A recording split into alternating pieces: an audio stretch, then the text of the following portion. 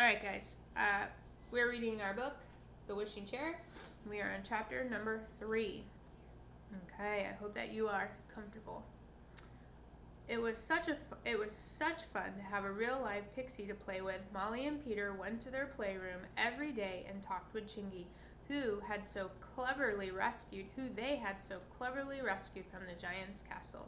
He refused to have anything to eat because he said he knew the fairies in the garden and they would bring him anything he needed. Chingy, will you do something for us? Asked Molly. You know we can't be with the magic chair always to watch when it grows its wings. But if you could watch it for us and come and tell us when you see it has wings, well, then we could rush to our playroom and go on another adventure. It would be lovely if you could do that. Of course, said Chingy, who was a most obliging, merry little fellow. I'll never take my eyes off the chair. Well, will you believe it? That very night, just as Chingy was going off to sleep and the playroom was in darkness, he felt a strange little wind blowing from somewhere. It was the chair, waving its wings about. Chingy was up in a second and ran out of the playroom to the house.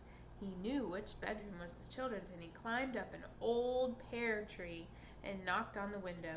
It wasn't long before Molly and Peter, each in warm dressing gowns, were running down to the playroom.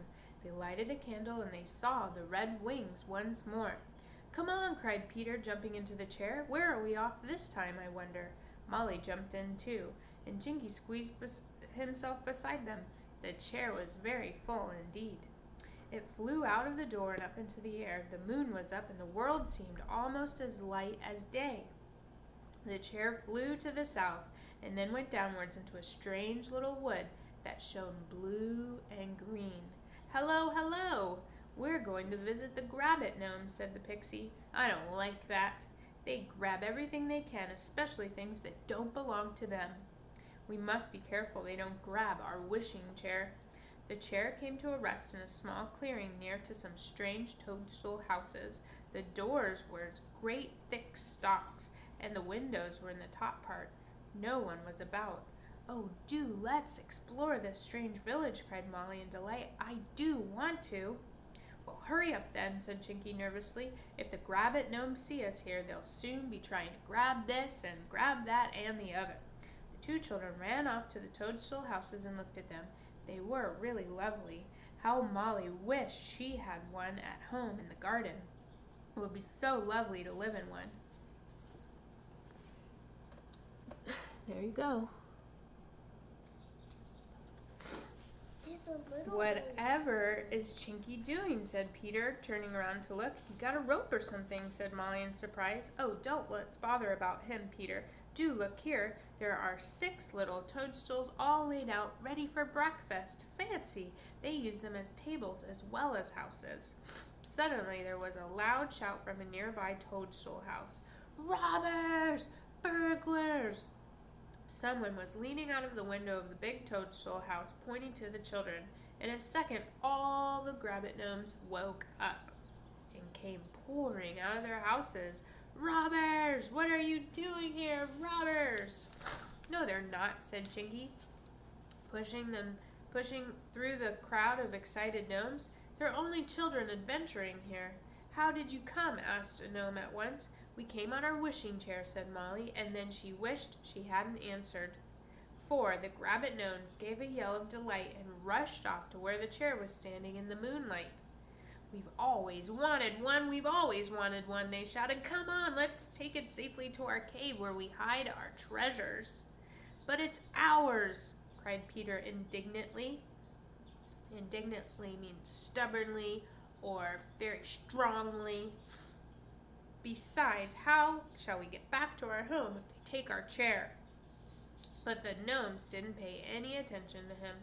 They raced off to the chair, and soon there wasn't a tiny piece of the chair to be seen, for to Peter's dismay, all the little gnomes piled themselves into it and sat there on the seat, the back, the arms, everywhere. Go to our treasure cave, they shouted. The chair flapped its red wings and rose up. The gnomes gave a yell of triumphant delight. We're off. Goodbye.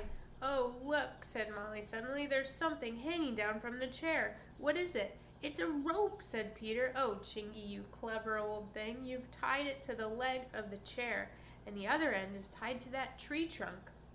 Over there, the chair can't fly away. No, said Chinky with a grin. It can't. I know those Grabbit gnomes. I may not know what 3 times 7 is, but I do know what robbers the gnomes are. Well, they won't find an easy way to get away now. The chair rose up high until the rope was tightly stretched, that it couldn't go any further, and then the chair came to a stop. There it hovered in the air, flapping its wings, but not moving one scrap. The gnomes shouted at it and yelled, but it was no good. It couldn't go any further. Well, the gnomes are safe for a bit, said Chingy, grinning. Now, what about exploring this village properly, children? So the two spent half an hour peeping into the quaint toadstool houses, and Chingy gave them a gnome cake, gnome lemonade, and they were perfectly delicious. All this time, the gnomes were sitting up in the wishing chair high above the trees, shaking their fists at the children and yelling all kinds of threats. They were certainly well caught, for they could neither go up or down. Now, we'd better go home, said Chinky suddenly, pointing to the east. Look, it will soon be dawn. Now listen to me. I'm going to pull that chair down to earth again with your help. We'll pull it down quickly, and it'll land on the ground with such a bump that all the gnomes will be thrown off. While they are picking themselves up, we'll jump into the chair, and off we'll fly. Good idea, grinned Peter. So he and Molly and Chinky went to the rope and pulled hard, hand over hand. The chair came down from the air rapidly, and when it reached the ground, it gave a bump that every single gnome was thrown off. Oof! They cried. You wait, you wicked children, but they didn't wait. Instead, the 3 of them jumped into the chair, and Peter called out, Take us home, please. Before the Grabbit gnomes could take hold of the chair, it had risen up into the air, but the gnomes pulled at the rope, and down came the chair again. Quick, cut the rope, Peter called to Chinky. Poor Chinky, he was feeling in every one of his pockets for his knife, but he couldn't find it. The gnomes pulled hard at the rope, and the chair came down further still. And then Chinky found the knife.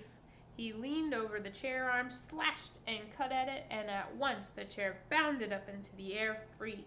Home, home, sang Peter, delighted. I say, talk about adventures. Everyone seems more exciting than the next. Wherever shall we go next? And that is the end of that chapter. Very good. Okay, so for this chapter, I'd like you to get out your writing journals, and I'd like you to write what the problem of the chapter was, and then give me a couple of sentences about what the solution was. Okay? I hope that you're enjoying this book, and I look forward to hearing what you write in your writing journal. We'll see you next time. I'm enjoying this book.